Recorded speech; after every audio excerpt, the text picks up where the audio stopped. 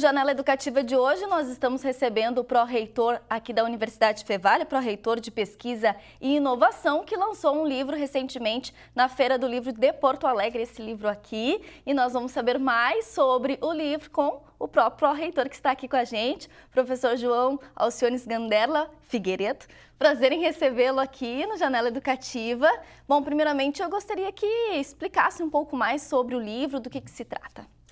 Bom, na verdade o livro é uma composição da linha de pesquisa na qual eu atuo, no Programa de Qualidade Ambiental da Universidade Fevale, que trabalho dentro do plano da Sociologia Ambiental no eixo da percepção do risco. Né? Trabalho com o risco ambiental, o risco industrial e o risco, podemos dizer, da industrialização, o intra e o extrafabril. Né? Essa composição ela já vem... É um plano de estudo desde 2004, né, com a minha tese de doutorado, onde eu trabalhei com a percepção do risco relacionado à industrialização do couro, né, de cunho principal os curtumes aqui do Vale dos Sinos. Então, nessa composição da tese com a minha linha de pesquisa, né, sai um livro, dentre outros vários artigos que já foram publicados referente ao tema do risco ambiental aqui na nossa região. Bom, esse livro foi lançado agora na Feira do Livro, né, em Porto Alegre, e ele é em espanhol, né? Eu até perguntei antes do início da nossa gravação por que em espanhol, e eu faço essa pergunta que eu acho que é interessante a gente colocar aqui também. Claro. Justamente assim, porque o meu doutorado eu fiz na Universidade Complutense de Madrid, na Espanha, então boa parte da produção, né, já estava em castelhano. Outros artigos que eu venho publicando também, já publiquei em revistas também da língua castelhana, e aí eu tenho muita relação ainda com a universidade e com pesquisadores. Então, essa primeira versão, por tratar-se de uma versão ainda de boa parte da minha tese que está em castelhano, então, olha, vamos fazer essa divulgação lá, onde essa linha é muito forte, né? A sociologia ambiental no Brasil ela vem se construindo a partir dos anos 80. O estudo da percepção final, poderíamos dizer, início de 2000, né? Então é muito recente, muito recente. E aí eu acho que tem toda essa composição da gente estar hoje nesse eixo da América Latina, que eu acho que tem uma divulgação e a gente pode fazer umas interlocuções, né? E a leitura é dinâmica e a gente consegue tranquilamente entender hoje aqui no Brasil o castelhano. Muitas vezes não tanto falar, mas a entender é tranquilo, né? Quem sabe uma próxima versão a gente ponha no português. Os dados que estão no livro, que se referem à pesquisa, são basicamente de curtumes aqui do Vale dos Sinos?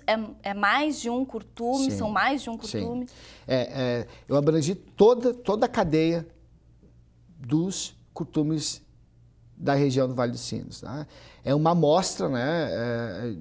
A gente sabe que diminuiu muito esse setor, né? A produção desse setor diminuiu muito, né? Hoje a gente já vem, quando vem para cá, já vem a partir do couro em wet blue, né? Que é um couro mais definido, onde já não tem tanta contaminação, mas no momento dessa pesquisa ainda, né, se tinha bastante curtumes na região. Então eu faço uma amostra grande, né? E eu trabalho com 3 segmentos dentro dessa relação do couro.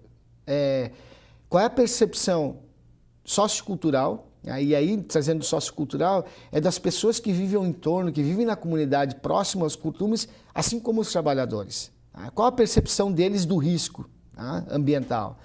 A percepção da administração pública e aí do governo, né, os governos municipais, enfim, como eles veem esse setor, um setor que dá origem à nossa região, praticamente, né? Se você olhar a história e a composição de nossas cidades, elas se dão em volta dos curtumes. Você olha uma foto aérea das cidades, olha a Estância Velha, principalmente, né? Você vê que estão os curtumes e as casas começam. Então, é uma cidade, é um movimento de metrópole que se cria a partir da industrialização. Não veio as pessoas depois da indústria, não. As pessoas vieram pela industrialização e principalmente pelos curtumes. E a outra linha da percepção é como o empresário, como os diretivos, os diretores dessas indústrias percebem esse risco. Tá? Então, são 3 viés que eu acho que dá um formato bacana e diferente para você trabalhar com política pública. Tá? Eu diria que trabalhar com a percepção é um receituário para você desenvolver algo numa sociedade. Porque para que serve? É entender como as pessoas pensam. Se você entende como elas pensam, certamente vai entender como elas vão agir. E aí você pode, né, propor uma política, né, de resolução. Agora, se você não vai na raiz, simplesmente vai lá e dá a casa. Né? A gente tem estudos do movimento de Porto Alegre em bairros que há o processo de segregação para a construção de qualquer coisa, né? E essas pessoas saem dali e ganham uma residência. As pessoas não estão acostumadas a viver numa residência. Elas não pagam luz, elas não pagam água. Então você tira delas de um processo de cultura, né, que é onde elas têm que se habituar em outro. Então primeiro você tem que entender a vida delas, o comportamento delas, e aí depois disso você colocar uma política pública. E muitas vezes a gente coloca a política pública de uma forma momentânea. E aí não surte efeito. E aí não surte efeito. E assim é trabalhar com a percepção do risco ambiental. Você tem que entender o comportamento das pessoas. O que é risco para ti é o comum para o outro. O risco não é o mesmo. Depende de como você vive nesse processo. E aqui fica muito clara essa região do setor, né? Eu faço uma metáfora, né, que para muitas pessoas, se você der uma caixa e dizer, olha, aqui é puro ouro e diamante, e der outra caixa aqui é pura raspa de couro e couro, a pessoa pega o couro. Porque elas viveram nisso. O vô ensinou, levava elas a brincar no meio dos couros, o pai, o neto. Então, se cria esse laço enraizado, esse laço cultural, que é muito difícil. Até esses dias uma pessoa, mas aí isso ainda continua? Sim, é impressionante. Você vai e fala com algumas pessoas que viveram esse momento fortes, né? Disse, nossa, esses dias até eu estava numa entrevista com um senhor, que ele chorou na entrevista dizendo, sabe o que é, meu filho? Você acordar de manhã e você não sentir aquele perfume do couro? Eu disse, nossa, que perfume agradável que é, né? É para nós de fora, né? Mas para ele é um perfume. Ali está a essência da vida dele. Ele não via a força do trabalho dele, pelas relações, podemos até levar aqui a questão da sociologia do trabalho, ele não via tudo aquilo que ele conquistou como produto dele, mas sim que o costume deu para ele. A vida dele, o costume a deu. Não foi ele que conquistou. Então, há uma inversão, muitas vezes, até da própria, enfim, da sociologia dos conflitos, né? Onde os sindicatos, muitas vezes, defendem o próprio setor, porque ali tem a renda, ali tem um movimento. Uma espécie de gratidão ao costume, à indústria. Justamente.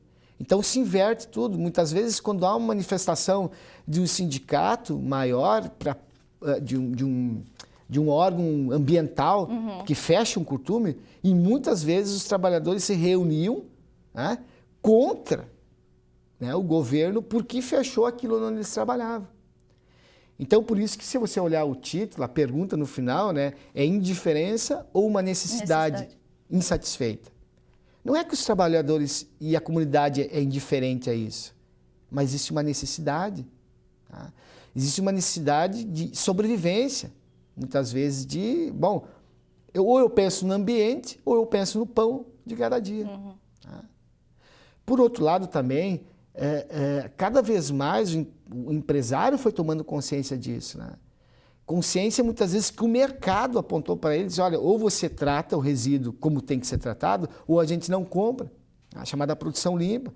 Então, muitos países europeus, né, exigem um selo de qualidade, um selo ambiental. E se ali a empresa não seguir todas as normas, não se compra. Não vende. E aí é outra pergunta que se faz a nível científico. É porque eu tive consciência com o ambiente, em preservar esse ambiente para meus filhos, netos, para gerações futuras, né? Ou é uma questão econômica também de sobrevivência, se eu não faço, eu não vendo? Então, é um tema que instiga muito porque ele envolve, né, a percepção, ela por vezes parece ser assim, é o que tu entende abstrato, não. Porque ali tem dados quantitativos que apontam, não adianta eu dizer assim, não adianta entrevista o prefeito dizer, eu tenho consciência porque eu trabalhei com isso. Só que se você olha, nos últimos 10 anos, 70% das empresas que foi aceitas em seu município eram com alto potencial poluidor. Mas eu tenho consciência ambiental, eu estou fazendo de tudo para resolver os problemas. Como que você faz se você só aceita aquilo que polui? Você não busca nada. Você busca, então, não é só abstrato, não é só assim o que eles acham. Não, existem dados concretos que eu posso comparar depois. Essa pesquisa ela iniciou quando? Porque o senhor falou que anteriormente tinha mais curtume. Na verdade, eu venho trabalhando desde 2004. Né? É um produto que vai... então, já tem várias publicações em artigos nacionais e internacionais qualificados, mas agora, nesse momento, eu disse, por que não um livro, né? Por que não traduzir isso também em uma obra, né? Eu acho que sempre uma obra ela tem que ser madura, ela tem que passar por um processo. Então, a minha tese, né? Se eu voltasse hoje a avaliar eu mesmo ela, mudaria muita coisa, né? Mas eu acho que isso é maturidade científica, a gente vai criando. Talvez isso aqui, que 5 anos eu olho, nossa, o que eu escrevi aqui, né? Mas eu acho que a ciência nos faz crescer e o importante é isso, é que esse livro vá para o meio acadêmico, vá para a comunidade e que a gente possa dialogar sobre isso. Diz, olha aqui, ó, professor João, aqui eu acho que tu te equivocasse, porque é assim. É o debate, né? O debate que vai fazer que a gente cresça e que cresça principalmente o nosso programa, que é o programa no qual eu, como professor, né? Hoje não estou aqui como pró-reitor, mas como professor do Programa de Qualidade Ambiental, que a gente faz dessa obra assim, muita discussão, né? Dentro de nossas disciplinas, enfim, dentro do programa. Bom, e quem tiver interesse, então, em adquirir o livro, como pode fazer? Bom, o livro está aqui na nossa livraria. Né, na Cultural, e vai ter vários... Isso, na Rua Coberta, e vai também ter vários na biblioteca também, né, para conseguir gratuitamente, tranquilamente. Em relação, apesar de termos uma obra fechada aqui, mas a pesquisa ela continua. Continua. Hoje eu trabalho com a relação, né, de políticas públicas e o desenvolvimento econômico, né, no Vale dos Sinos. Então, eu já tenho muitos dados, né, muitos dados que nos surpreendem, né, que eu não gostaria de ainda trazê-los, né, porque são preliminares, mas nos surpreende algumas coisas, né, que ainda são prematuras, mas que eu já poderia dizer assim, bom, depois de todo o problema que a gente passou, da mortandade de peixes. Porque foi em 2006, né? O senhor começou a pesquisa lá em 2004 e ainda pegou estava nesse boom, né, assim, que para a pesquisa é bom, mas para nós aqui... Só para relembrar, a gente está falando do caso de uma empresa de curtume. Na verdade, não, a gente não pode, a gente não pode dizer que foi um ou outro, né? Que até agora foi consequência, né, de muitas coisas que aconteceram nesse momento, uma baixa no rio, né, pouco oxigênio na água, e a gente sabe... E não ficou comprovado... Até que sim, as pessoas estão respondendo, né? Algumas sim, já pagaram por isso, outras ainda respondem por isso. Mas é muito difícil apontar. Tá? O que a gente tem que ter o cuidado na ciência, né, é de que a ciência não esteja a serviço de um capital ou de alguém. E eu lembro que nesse momento me chamou muita atenção que havia uma discussão muito forte entre FEPAM e Fiergs. Tá? Então, técnicos, tá, da FEPAM, tá, que usam de instrumentos científicos, apontavam que o problema maior do Vale dos Sinos, da contaminação ambiental do Vale dos Sinos, do Rio dos Sinos, os técnicos da FEPAM apontavam para a indústria. E os técnicos da Fiergs apontavam para o saneamento básico, a falta de saneamento. Então, um responsabilizava o outro. Bom, se eu tenho o mesmo instrumento de avaliação, como que se dá essa avaliação? Dois dados tão diferentes. Então, isso é uma preocupação que nós, enquanto universidade, temos que ter. Tá? A fidelidade, né, da ciência, ela não pode estar a serviço de alguém, e sim da verdade.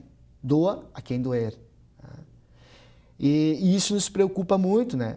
Tem um sociólogo que foi secretário do Tony Blair, que até eu trabalho muito com ele, que é o Anthony Giddens, e ele diz isso, né? No momento que a ciência servir ao capital, bom, aí é um grande problema que pode ser que a gente tenha um grande conflito, né, no mundo, porque no momento que isso acontece, a gente não vai ter mais credibilidade. E no momento que a ciência perder a credibilidade, a gente perde o quê? Perde aquilo que é o conhecimento universal, perde a universidade, perde, enfim. Então a gente tem que ter um cuidado. E aí, voltando na pergunta que me fizesse, essa pesquisa continua, e aí depois dessa mortandade aí, o que nos espanta é que sim, as cidades aqui do entorno, em vez de fazer projetos, tá, de uma política mais a longo prazo, de tratamento, enfim, não. A maioria das empresas que se instalam na região tem um perfil poluidor, de alto potencial poluidor, porque isso não é eu que estou dizendo, a FEPAM determina. Tá?